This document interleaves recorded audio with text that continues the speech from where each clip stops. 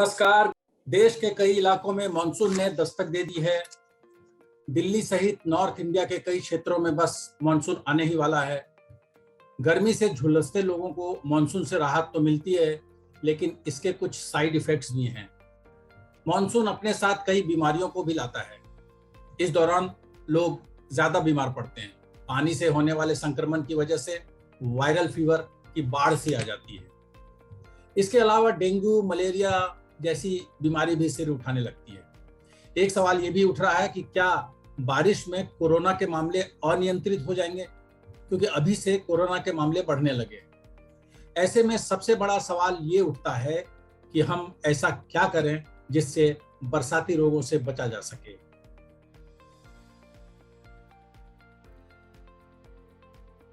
We start the 37th episode of Health for All with yoga. So today I am going to talk about yoga for monsoon. That means it's raining everywhere, and if it is not raining, it will start raining very soon.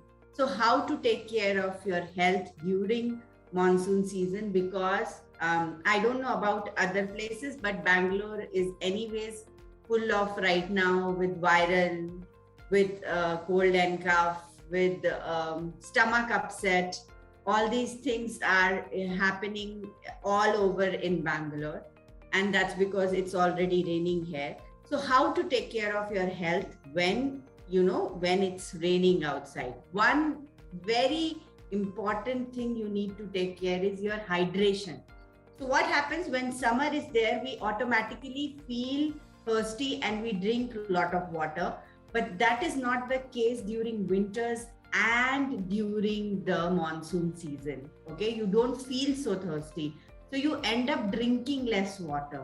So always remember, I have told this before also, 20 kg is equal to 1 liter of water. अगर आप 20 kg के हैं तो आपको 1 litre पानी पीना ही पीना है। तो समझ लीजिए, अगर आप 80 kg के हैं तो आपको 4 लीटर पानी पीना है।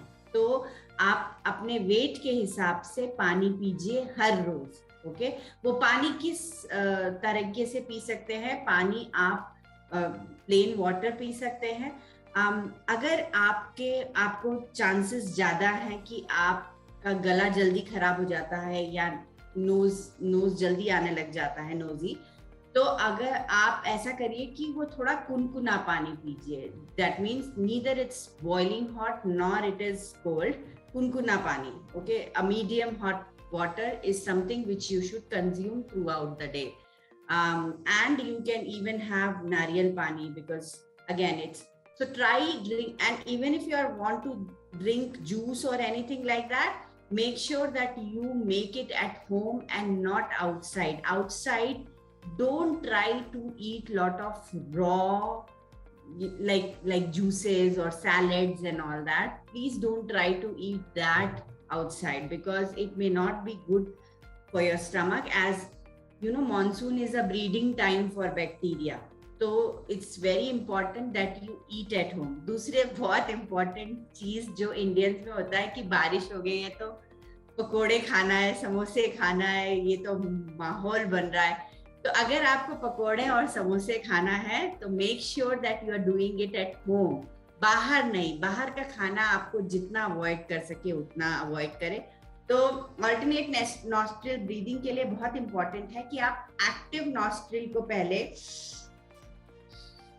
देखें। एक्टिव नॉस्ट्रिल का मतलब क्या है कि एक नॉस्ट्रिल से आप हमेशा ज्यादा ब्रेथ ले पाएंगे compare to the other nostril, और ये रोज चेंज होता रहता है। तो ये मत सोचिए कि आज अगर मेरा लेफ्ट नॉस्ट्रिल खुला है तो कल भी मेरा लेफ्ट नॉस्ट्रिल ही खुला होगा। तो आप पहले एक्टिव नॉस्ट्रिल देखें, फिर 2 फिंगर्स को इन बिटवीन द आईब्रोज रखें, 2 fingers closing your left nostril and thumb closing your right nostril. So now my left nostril is open and my left hand is in chin mudra. Okay, this is chin mudra. So it's gently, and don't press it very hard. It is very gently kept. Okay, so you breathe in from the active nostril and breathe out from that.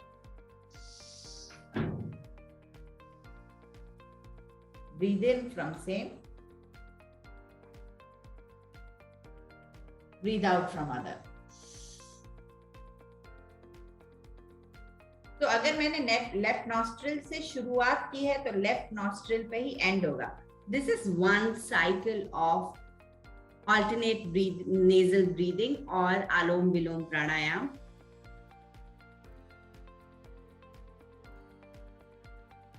We now move on to our fortnightly episode called Technovision. How can large pharma companies do in digital transformation, and what are the technologies that will play a key role in this field? Today, I feel like from last 2-3 years, we've been debating on this matter. All pharma companies now should behave like a healthcare company. They should not be only producing pills, injections. They should start behaving as a comprehensive healthcare company. They should start looking into integrated disease management, where whatever disease area all pharma companies are working. For example, for us, infectious disease is a key priority.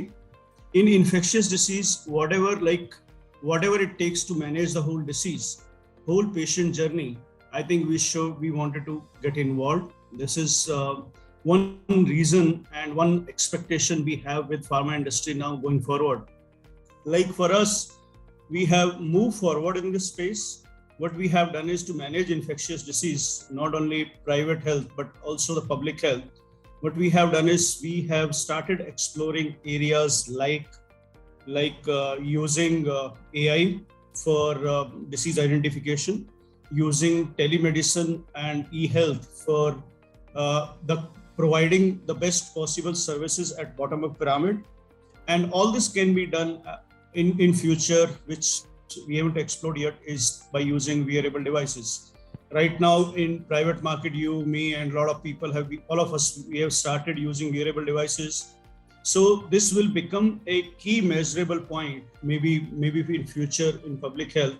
So this is one space where we have gone in depth and started working so that we can provide a lot of better solutions to the patients. What is the role of AI in pulmonary health, number one?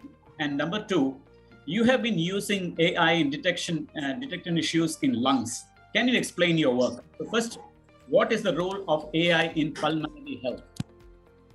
Sir, AI is the wonderful work in diagnosis of the pulmonary tuberculosis, because of very few pulmonary specialists and radiologists in our district Baran, so that in any type of X-ray is doing at our district hospital, regarding to MLC purpose, regarding to physician purpose, regarding to surgical purpose.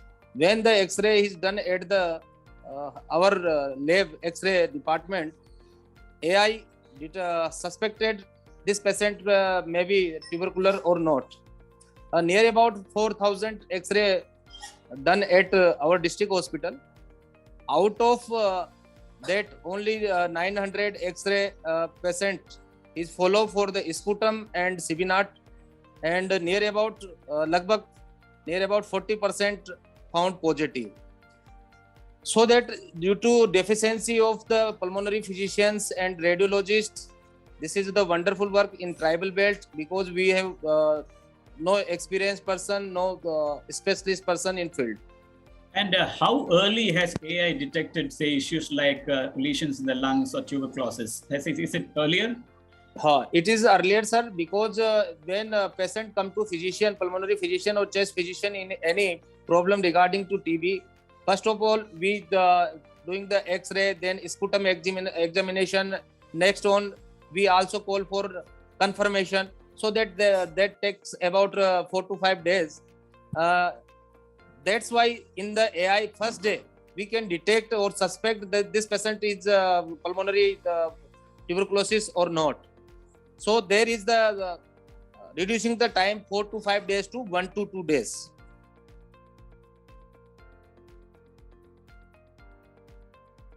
We now move on to the next session. We are in the midst of the monsoon season. Of course, there has not been good news on this front as the onset of monsoon has been sluggish across India, except probably in Assam, which is reeling under floods. This special session will be on onset of monsoon preparedness for holistic health. क्या बरसात के दिनों में arthritis की समस्याएं बढ़ जाती हैं? डेफिनेटली बरसात के टाइम पे आर्थराइटिस की समस्याएं बहुत बढ़ जाती हैं और मैंने देखा है कि पेशेंट्स में भी सर्ज होता है. The swellings in the joints they also increase, and sometimes because of the increase in the uric acid, because of the increased humidity and the patients not taking proper water intake and dehydration, and this gouty arthritis also sees a flare. तो बरसात के आने पे जोड़ों में दर्दें जो हैं वो बढ़ जाती हैं और उसका कारण या तो ह्यूमिडिटी जो इंक्रीज वाटर मॉइस्चर होता है उसके कारण, और प्लस बिकॉज ऑफ बरसात के कारण जो नॉर्मल एक्सरसाइज पैटर्न होता है पेशेंट्स का, खाने में भी कुछ बदलाव करने की ज़रूरत होती है, अगर वो नहीं हो पाता तो उस कारण, और प्लस मेडिसिन अगर टाइम से नहीं ले रहे हैं तो उस कारण भी गठिया में बढ़ाव देखा गया. You have been lecturing on Ayurveda abroad and other things and all, but one doubt that I have is how do you actually explain the digestive fire? Because digestive fire is if I would like to correlate with the enzymes, gastric acid, pancreatic juice and other things, that is different way, but I usually try to make people understand, and let's say to understand and feel it, how basically digestive fire works. It's very simple.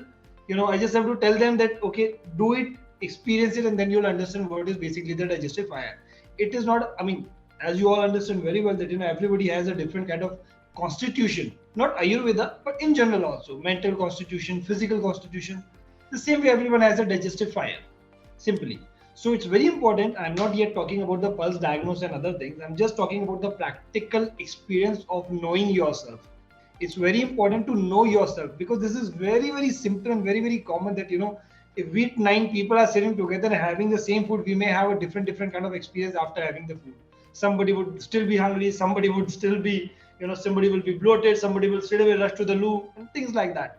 So the same way I explain people that digestive fire is something which is basically, let's say, the capacity of your body, or let's say the tolerance of your body for any kind of external food, which you should experience, not like understand what I'm saying, just experience it.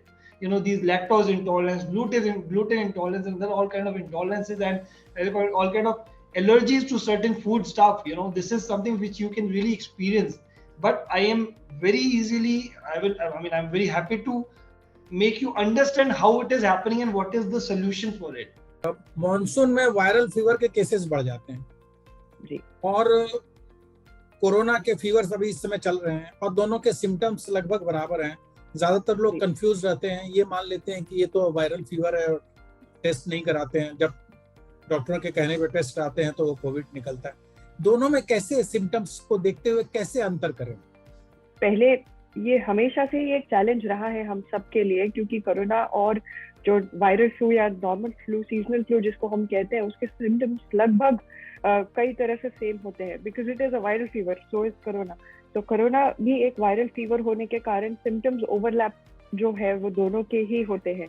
लेकिन हमने जो एक trend देखा है अभी जो पिछले 2-2.5 साल से हम देखते हुए आ रहे हैं, जब कोरोना की केसेस में सर्ज होता है तो वायरल फ्लू जो है वो एक तरह से हम इतना कॉमनली नहीं देखते हैं जितना कोरोना को देखा जाता है. उसका ट्रांसमिसिबिलिटी जो है वो ज्यादा है, खासकर अभी गर्मियों के महीनों में जब ह्यूमिडिटी थोड़ी ज्यादा हो जाती है, लोग इंडोर्स रहना पसंद करते हैं गर्मी के कारण, तो ट्रांसमिसिबिलिटी रेट जो है उसका बढ़ जाता है.